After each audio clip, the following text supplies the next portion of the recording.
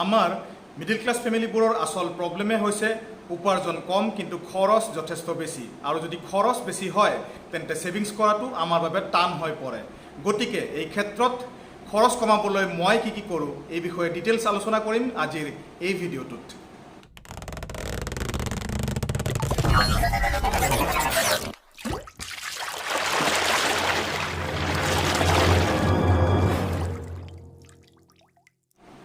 নমস্কাৰ বন্ধুসকল, আজিৰ ডিছকাশ্যন ষ্টাৰ্ট কৰাৰ আগতে মই জনাব খোজোঁ যে মোৰ এই সৰু চেনেলটো আজি 1 year কমপ্লিট কৰিলে।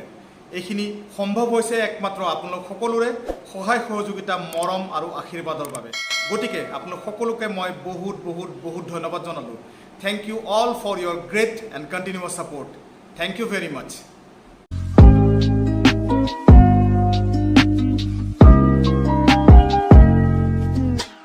বন্ধুসকল, মই অলপ আগতে উল্লেখ কৰিছোঁ যে মিডল ক্লাছ ফেমিলিবোৰৰ আসল প্ৰব্লেমে হৈছে উপাৰ্জন যথেষ্ট কম কিন্তু খৰচ বহুত বেছি। গতিকে আমি যদি বিচাৰোঁ যে আমাৰ ছেভিংছ বাঢ়ক আৰু ইনভেষ্টমেণ্ট বাঢ়ক তেন্তে আমি খৰচ কমাবই লাগিব, কিবা উপায়ে খৰচ কমাবই লাগিব। যদি আমাৰ খৰচ কম নহয় তেন্তে আমি ছেভিংছ আৰু ইনভেষ্টমেণ্ট কেতিয়াও কৰিব নোৱাৰিম। আমি খৰচ কমাবই লাগিব, তেতিয়াহে আমাৰ বাবে ছেভিংছ কৰাটো সম্ভৱ হ'ব, ইনভেষ্টমেণ্ট কৰাটো সম্ভৱ হ'ব। গতিকে এই ক্ষেত্ৰত মই কিছুমান ৰুলছ ফ'ল' কৰোঁ। তাৰে প্ৰথমতে আহে কম্পিটিশ্যন। কম্পিটিশ্যন বুলিলে মই কোনো ধৰণৰ পঢ়া বা খেলা ধূলা বা কোনো ধৰণৰ এক্সট্ৰা কেৰিকুলাৰৰ কথা মই কোৱা নাই। মই কম্পিটিশ্যনৰ কথা কৈছোঁ খৰচৰ ক্ষেত্ৰত। খৰচৰ কোনো কম্পিটিশ্যন কৰা উচিত নহয়। মোৰ চিনাকি কোনোবাই যদি 50 লাখ টকাৰ গাড়ী এখন কিনে, জৰুৰী নহয় যে ময়ো 50 লাখ টকাৰ গাড়ী এখনেই কিনিব লাগে। মোৰ 10 লাখ টকীয়া গাড়ীখনেই যদি মোৰ ৰিকুৱাৰমেণ্টখিনি ফুলফিল কৰি আছে, মোক ছেটিছফাই কৰি আছে, মোৰ কামত আহি আছে, তেন্তে মই কেতিয়াও 50 লাখ টকাৰ গাড়ীখনৰ বিষয়ে ভাবি একো লাভ নাই। সেয়া মোৰ এডিশ্যনেল খৰচ হ'ব। গতিকে এনেধৰণৰ কম্পিটিশ্যন কৰাৰ কোনো অৰ্থ নাথাকে। কোনোবাই কিবা এটা কিনিলে বা কোনোবাই কিবা এটা খৰচ কৰিলেই বুলি ময়ো তেনেধৰণে খৰচ কৰিব লাগিব বুলি কোনো ধৰণৰ কথা নাই। কাৰণ যদি মই 50 লাখ টকীয়া গাড়ী এখন কিনিবলৈ যাওঁ তেন্তে মই ডাঙৰ এটা লোন ল'ব লাগিব, য'ত মই বহুত বেছি ইণ্টাৰেষ্ট দিব লাগিব। অৰ্থাৎ 50 লাখ টকাৰ ঠাইত মই হয়তো 70 লাখ 80 লাখ দিবলগীয়া হ'ব পাৰে। গতিকে এইবোৰ হ'ল এক্সট্ৰা খৰচ, এইবোৰ হ'ল ৱেষ্টেজ অফ মানি, বেলেগ একো নহয়। মই আৰু এটা এক্সাম্পল দিওঁ। ধৰি লওক মোৰ চিনাকি কোনোবাই 1 লাখ টকীয়া মোবাইল এটা কিনিলে, কিন্তু মই যিটো ব্যৱহাৰ কৰি আছোঁ সেই মোবাইলটোৰ দাম অকল 30,000 টকা। কিন্তু যিখিনি মোৰ ৰিকুৱাৰমেণ্ট সেইখিনি মোৰ সেই 30,000 টকীয়া মোবাইলটোৱে ফুলফিল কৰি আছে। তেন্তে মই 1 লাখ টকীয়া মোবাইলটোৰ কথা ভাবি একো লাভ নাই। মই যদি সেইটো ভাবিবলৈ যাওঁ আৰু ময়ো 1 লাখ টকীয়া মোবাইল কিনো তেন্তে মোৰ সেই এডিশ্যনেল যিটো 70,000 টকা 70,000 ৰুপিজ মোৰ বাবে ৱেষ্ট অফ মানি, মোৰ বাবে সেয়া এডিশ্যনেল খৰচ, যিটো কৰি মোৰ একো লাভ নাই। কাৰণ মোৰ ৰিকুৱাৰমেণ্টখিনি অলৰেডি মোৰ 30,000 বা 40,000 মোবাইলটোৱে ফুলফিল কৰি আছে। মই তাৰ পৰাই পাই আছোঁ। মোৰ হাতত যিটো মোবাইল আছে তাৰ পৰাই মোক যিখিনি লাগে সেইখিনি ফেচিলিটিজ, সেইখিনি ছাৰ্ভিচ মই পাই আছোঁ। গতিকে আনক চাই মই এটা দামী মোবাইলৰ কথা ভাবি একো লাভ নাই। তেনেধৰণৰ কম্পিটিশ্যন ৰাখি একো লাভ নাই। কম্পিটিশ্যনে যদি কৰিব লাগে তেন্তে এনেধৰণৰ কম্পিটিশ্যন কৰা উচিত যাৰ পৰা মোৰ লাভ হয়, মোৰ ফেমিলিটোৰ লাভ হয়। এইটোৰ পিছত নেক্সট আহিল শ্ব' অফ। মই শ্ব' অফত বিশ্বাস নকৰোঁ। শ্ব' অফ কৰা মানে যথেষ্ট বেছি খৰচ। আনক ইমপ্ৰেছ কৰিবলৈ মই খৰচ কৰাটোৰ কোনো অৰ্থ নাথাকে। কি গেৰেণ্টি যে মই শ্ব' অফ কৰিছোঁ কিন্তু মানুহে সেই বস্তুটো ভাল পাইছে? জৰুৰী নহয় যে মই খৰচ কৰিলেই মানুহে মোক ভাল পাব। মানুহে যদি মোক ভাল পায় তেন্তে এনেও ভাল পাব, মোৰ পাৰ্চনেলিটিক ভাল পাব, মোৰ নলেজক ভাল পাব, মোৰ ব্যৱহাৰক ভাল পাব।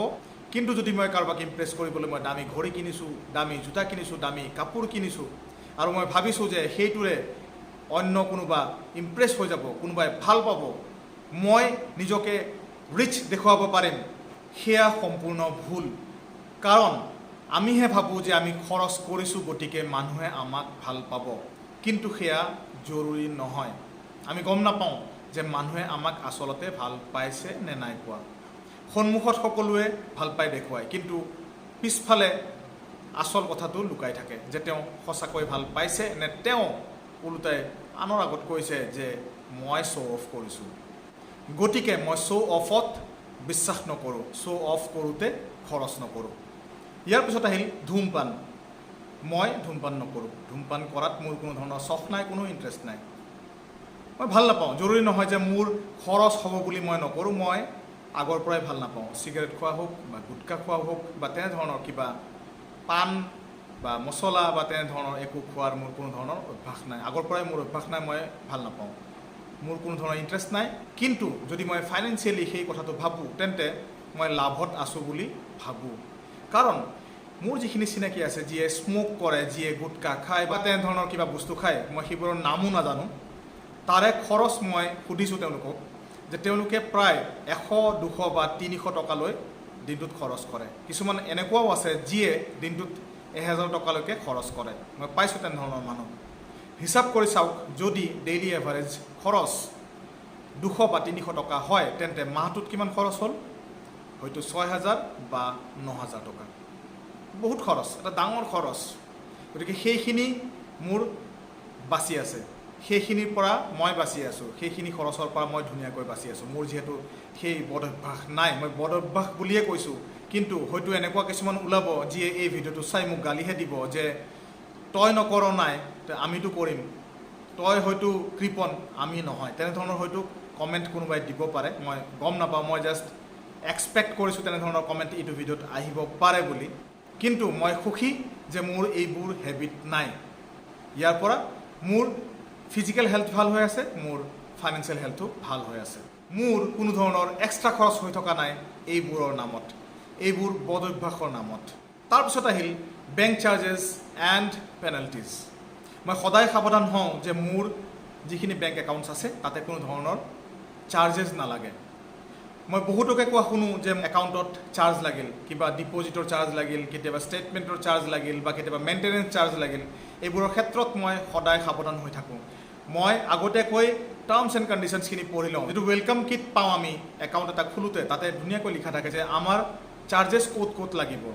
সেয়া হয়তো মেইনটেনেঞ্চ চাৰ্জ হ'ব পাৰে, সেয়া চেকবুক চাৰ্জেছ হ'ব পাৰে বা অন্য কিবা ধৰণৰ চাৰ্জ হ'ব পাৰে। গতিকে সেইখিনি মই ধুনীয়াকৈ পঢ়ি লওঁ আৰু মোৰ কোনো ধৰণৰ এক্সট্ৰা খৰচ নহয়। কাৰণ খৰচ বুলিয়ে ক'ম, যদি মোৰ একাউণ্টত যিকোনো এটা চাৰ্জ লাগে সেয়া একোটা খৰচ। যদি মই মোৰ বেংক একাউণ্টটোত মিনিমাম বেলেঞ্চ মেইনটেইন নকৰিলোঁ আৰু যাৰ কাৰণে মোৰ একাউণ্টত যদি আজি 500 টকা বা 700 টকা এটা চাৰ্জ লাগি যায়, সেয়া মোৰ বাবে এটা এক্সট্ৰা খৰচ। আৰু এটা এক্সাম্পল দিওঁ, কিছুমান বেংক একাউণ্টত কোৱাৰ্টাৰলি এটা চেকবুক ফ্ৰী থাকে। গতিকে মই চেষ্টা কৰোঁ যে এটা কোৱাৰ্টাৰত এটাই চেকবুক ল'বলৈ।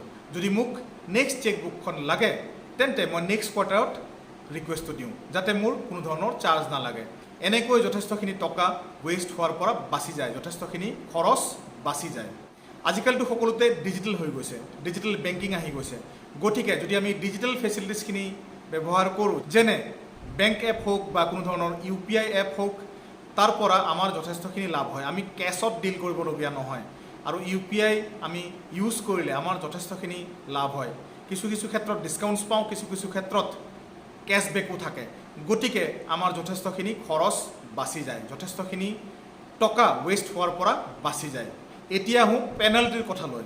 কিছু ক্ষেত্ৰত আমি ৰেগুলাৰ পে'মেণ্ট কৰিবলগীয়া হয়। সেয়া হয়তো ইঞ্চুৰেঞ্চ প্ৰিমিয়াম হ'ব পাৰে বা মোবাইল বিল হ'ব পাৰে বা ইলেক্ট্ৰিচিটি বিল হ'ব পাৰে বা স্কুল ফি হ'ব পাৰে বা তেনেধৰণৰ যিকোনো পে'মেণ্ট যিটো আমি ৰেগুলাৰলি কৰোঁ, য'ত আমি যদি কিবা কাৰণত পে'মেণ্ট কৰোঁতে লেট হয় তেন্তে আমাৰ চাৰ্জ লগাৰ চান্স থাকে।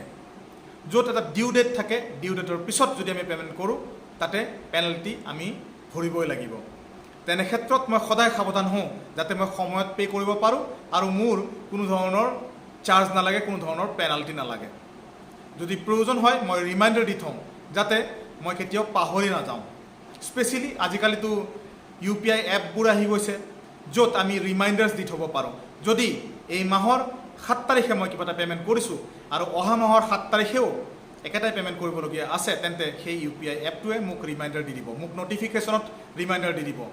গতিকে তেনেকৈ মই কেতিয়াও পাহৰি নাযাওঁ, মই কেতিয়াও ভুল নকৰোঁ, মোৰ যিকোনো ধৰণৰ পে'মেণ্ট মিছ হৈ নাযায়। তাৰপিছত আহিল ক্ৰেডিট কাৰ্ড EMI। মই চেষ্টা কৰোঁ যে ক্ৰেডিট কাৰ্ডৰ বিল সময়মতে পে' কৰিব পাৰোঁ। মই চেষ্টা কৰোঁ যে কেতিয়াও ক্ৰেডিট কাৰ্ডৰ পৰা কোনো ধৰণৰ EMI নলওঁ। কাৰণ আমি যদি ক্ৰেডিট কাৰ্ডৰ পৰা EMI লওঁ তেন্তে আমি বহুত বেছি ইণ্টাৰেষ্ট ভৰিবলগীয়া হয়। সেই ইণ্টাৰেষ্ট ৰেট আমাৰ নৰ্মেল পাৰ্চনেল লোনৰ ইণ্টাৰেষ্টতকৈ ডাবল থাকে নৰ্মেলি, কিছু কিছু ক্ষেত্ৰত ডাবলতকৈও বেছি থাকে। আৰু কেতিয়াবা যদি আমি এডভান্সত পে' কৰোঁ তেন্তে তাতে আকৌ প্ৰি ক্ল'জাৰ চাৰ্জ লাগে। গতিকে আমি ক্ৰেডিট কাৰ্ডৰ পৰা EMI লোৱাৰ পৰা দূৰত থকাই উচিত, নহ'লে বহুত বেছি খৰচ হৈ যায়, যথেষ্টখিনি ৱেষ্ট হৈ যায় টকা। যদি পাৰে সময়মতে ক্ৰেডিট কাৰ্ডৰ বিল দিয়ক, আৰু যদি ভাবে যে মই ক্ৰেডিট কাৰ্ডৰ বিলটো কোনোবা মাহত দিব নোৱাৰোঁ তেন্তে ক্ৰেডিট কাৰ্ড ব্যৱহাৰেই নকৰিব। লাগিলে কিছুদিন ৰৈ দিয়ক যাতে ক্ৰেডিট কাৰ্ডটো ইউজ কৰিবলগীয়া নহয়, কাৰণ যদি আপুনি ক্ৰেডিট কাৰ্ডৰ বিল সময়মতে পে' কৰিব নোৱাৰে তেন্তে যথেষ্টখিনি ইণ্টাৰেষ্ট দিবলগীয়া হ'ব। গতিকে সদায় সাৱধান হওক এইটো ক্ষেত্ৰত। মই যথেষ্টখিনি সাৱধান হওঁ, সদায় সময়মতে পে' কৰোঁ, আৰু পাহৰি নাযাবলৈ মই UPI এপবোৰত ৰিমাইণ্ডাৰ্ছ দি থওঁ। মোৰ কেতিয়াও আজিলৈ মিছ হোৱা নাই, আৰু আশা কৰোঁ যাতে ভৱিষ্যতলৈও কেতিয়াও মিছ নহয়। নেক্সট আহিল ইনভেষ্টমেণ্ট। এতিয়া আপোনালোকে নিশ্চয় ভাবিছে যে মই সদায় কৈ থাকোঁ যে আমি ইনভেষ্টমেণ্ট কৰা উচিত, তেন্তে আজি কিয় মই ইনভেষ্টমেণ্টক ৱেষ্ট অফ মানি বুলি ক'বলৈ ওলাইছোঁ, কিয় এইটোক এটা এক্সট্ৰা খৰচ বা এডিশ্যনেল খৰচ বুলি ক'বলৈ ওলাইছোঁ। আচলতে মই ইনভেষ্টমেণ্টক বেয়া বুলি ক'ব খোজা নাই, আমি ইনভেষ্টমেণ্ট কৰা উচিত, কিন্তু ইনভেষ্টমেণ্ট কৰাৰ আগতে আমি ষ্টাডি কৰি লোৱা উচিত, আমি জানি লোৱা উচিত যে আমি ক'ত ইনভেষ্টমেণ্ট কৰি আছোঁ, তাৰ পৰা আমাৰ সঁচাকৈ লাভ হ'ব নে আমাৰ লছ হোৱাৰো চান্স আছে। যদি আমাৰ লছ হোৱাৰ চান্স আছে তেন্তে তেনেধৰণৰ ইনভেষ্টমেণ্টৰ পৰা আমি দূৰত থকা উচিত। যদি আমাৰ লছ হয় সেইটো ইনভেষ্টমেণ্টৰ পৰা তেন্তে সেয়াও ৱেষ্ট অফ মানি। আমি যদি ভাবোঁ যে কোনোবা এটা ইনভেষ্টমেণ্টত আমাৰ অলপ হ'লেও ৰিস্ক আছে আৰু আমি যদি কোনো ধৰণৰ ৰিস্ক ল'ব খোজা নাই তেন্তে তেনেধৰণৰ ইনভেষ্টমেণ্টৰ পৰা দূৰত থকাই উচিত। মই সদায় ইনভেষ্টমেণ্ট কৰাৰ আগতে পঢ়ি লওঁ টোটেল টাৰ্মছ এণ্ড কণ্ডিশ্যনছ, আৰু লাগিলে মই গুগল কৰি লওঁ, মই পঢ়ি লওঁ সেই ইনভেষ্টমেণ্টৰ বিষয়ে যে সেই ইনভেষ্টমেণ্টটো কৰা মোৰ বাবে উচিত হয় নে নহয়। কাৰণ মই জানো যদি মোৰ কিবা কাৰণত কিবা এটা ভুল ইনভেষ্টমেণ্ট হৈ গ'ল, য'ৰ পৰা মোৰ টকা ৱেষ্ট হৈ গ'ল, তেন্তে মোৰ যি হাৰ্ড আৰ্নড মানি সেয়া অথলে যাব। গতিকে এই ক্ষেত্ৰত মই সদায় সাৱধান হৈ থাকোঁ। মই বহুতকে দেখোঁ যে আনক চাই ইনভেষ্টমেণ্ট কৰি পেলাই, কোনোবা এজনে লাভ কৰিলে বুলি আপুনিও লাভ কৰিব, সেইটো ইনভেষ্টমেণ্ট চেনেলৰ পৰা সেইটো জৰুৰী নহয়। মই মোৰ আগৰ ভিডিঅ'বোৰতো এই বিষয়ে ডিটেইলছ আলোচনা কৰিছোঁ, যদি পাৰে কেতিয়াবা চাব। আমি সদায় নিজে ষ্টাডি কৰি নিজে জানি ইনভেষ্টমেণ্ট কৰা উচিত। আৰু এইবোৰৰ উপৰি last but not the least, premium packages and subscriptions. মই কোনো ধৰণৰ ছাবস্ক্ৰিপশ্যন নাৰাখোঁ, সেয়া লাগিলে জিম ছাবস্ক্ৰিপশ্যন হওক বা কোনো ধৰণৰ OTT প্লেটফৰ্মৰে ছাবস্ক্ৰিপশ্যন হওক। এতিয়া যদি মই ইউটিউবত মই চাব বিচৰা চিনেমাখন ফ্ৰীতে পাইছোঁ ফুল HDত, তেন্তে মই এটা OTT প্লেটফৰ্মত পে' কৰাৰ কোনো অৰ্থ নাথাকে। প্ৰিমিয়াম পেকেজ বুলি ক'লে অকল OTT প্লেটফৰ্মৰ কথাই নাহে, এইটো যিকোনো হ'ব পাৰে। মই যদি পাৰ মান্থ 1000 ৰুপিজত জিম যাব পাৰি আছোঁ, তেন্তে 20,000 ৰুপিজৰ ছাবস্ক্ৰিপশ্যন লৈ কোনোবা এটা জিম জইন কৰাৰ কোনো অৰ্থ নাই। মই যদি ট্ৰেভেল খুব কম কৰোঁ, যদি বছৰি এবাৰো নকৰোঁ, তেন্তে মই কোনো ধৰণৰ ট্ৰেভেল পেকেজ বা হলিডে পেকেজ লৈ কোনো ধৰণৰ লাভ নাই। আজিকালি কিছুমান ট্ৰেভেল কোম্পানীজে আমাক কল কৰে আৰু তেওঁলোকে হলিডে পেকেজেছ দিয়ে, য'ত আমি এটা লামচাম এমাউণ্ট দিবলগীয়া হয়, হয়তো 1 লাখ বা 1.5 লাখ বা 2 লাখ টকা, য'ৰ পৰা তেওঁলোকে আমাক ডিছকাউণ্টছ দিয়ে ইন ফিউচাৰ। যদি আমি ক'ৰবালৈ ফুৰিবলৈ যাওঁ তাতে 50% ডিছকাউণ্ট বা 60% ডিছকাউণ্ট দিয়ে আমাৰ টোটেল পেকেজৰ পৰা। কিন্তু ভাবি চাইছেনে যে আমাৰ সঁচাকৈ লাভ হয়নে? আমি কিমান ট্ৰেভেল কৰোঁ, আমাৰ ট্ৰেভেলত সঁচাকৈ সিমানখিনি খৰচ হয়নে নহয়? যদি আমি সেই ছাবস্ক্ৰিপশ্যন লৈ লওঁ আৰু যদি আমি ট্ৰেভেলে নকৰোঁ তেন্তে আমাৰ সেইখিনি টকা waste, total waste of money. গতিকে কোনো ধৰণৰ প্ৰিমিয়াম পেকেজ বা ছাবস্ক্ৰিপশ্যন লোৱাৰ আগতে আমি ভালদৰে চাই লোৱা উচিত যে আমি সঁচাকৈ সেইটো ব্যৱহাৰ কৰিমনে, সেই ফেচিলিটিটো আমি ইউটিলাইজ কৰিমনে। যদি আমি নকৰোঁ তেন্তে সেইবোৰ খৰচ আমাৰ বাবে ৱেষ্ট অফ মানি। গতিকে এনেধৰণৰ খৰচৰ পৰা মই সদায় দূৰত থাকোঁ।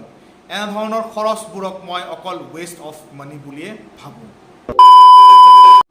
বন্ধুসকল আজিৰ এই আলোচনাটোৱে আপোনালোকৰ ফাইনেন্সিয়েল ডিচিজন মেকিঙত কিছু হ'লেও সহায় কৰিব বুলি মই আশা ৰাখিলোঁ গতিকে আপোনালোকৰ বহুমূলীয়া মতামতটো কমেণ্ট ছেকশ্যনৰ জৰিয়তে জনাবলৈ নাপাহৰে যেন আৰু যদি এই চেনেলটোত আপুনি আজি নতুনকৈ আহিছে তেন্তে চেনেলটো ছাবস্ক্ৰাইব কৰি বেল আইকনটো বজাই দিবলৈ নাপাহৰে যেন যাতে মোৰ আহিবলগীয়া ভিডিঅ'সমূহ আপোনালোকে মিছ কৰিবলগীয়া নহয় ধন্যবাদ